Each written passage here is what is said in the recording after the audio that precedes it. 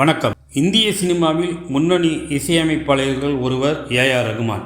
இவருக்கும் சாய்ரா பானுவுக்கும் கடந்த 1995ஆம் ஆண்டு திருமணம் நடைபெற்றது. 29 ஆண்டுகால திருமண வாழ்வு முடிவுக்கு வருவதாக தனது வழக்கறிஞர் மூலம் அறிவித்திருக்கிறார் சாய்ரா பானு. இது குறித்து சாய்ரா பானுவின் வழக்கறிஞர், திருமணமாகி பல வருடங்களுக்கு பிறகு சாய்ரா தனது கணவர் ஏ.ஆர். ரகுமானை பிரிந்து செல்லும் கடினமான முடிவை எடுத்துள்ளார்.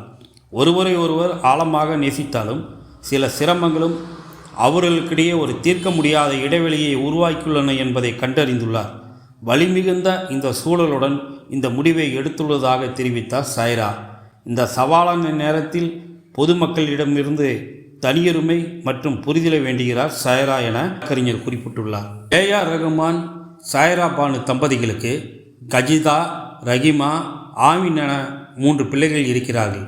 29 ஆண்டுகளுக்கு பிறகு திருமண வாழ்விலிருந்து இருவரும் பிரிவதாக அறிவித்திருக்கும் இந்த தகவல் பலருக்கும் அதிர்ச்சியை ஏற்படுத்தியிருக்கிறது. இந்த விவாகரத்து குறித்து பதிவிட்டிருக்கும் ஏ.ஆர். ரகுமான், திருமண வாழ்வில் 30 ஆண்டுகளை எட்டிவிடுவோம் என நம்பினோம். ஆனால் எதிர்பாராத முடிவு வந்துவிட்டது. கடவுளின் சிம்மாசனம் கூட உடைந்த மனங்களின் கணத்தினால் சில விஷயங்களை சந்திக்கும். உடைந்த துண்டுகள் மீண்டும் சேரவில்லை என்றாலும் நாங்கள் அர்த்தத்தை தேடுகிறோம். இந்த உடைந்த சாப்டரை நாங்கள் கடந்து செல்வதற்கு எங்களின் பிறவிசிக்கு மரியாதை கொடுக்கும் நண்பர்களின் அன்புக்கு நன்றி என பதிவிட்டிருக்கிறார்.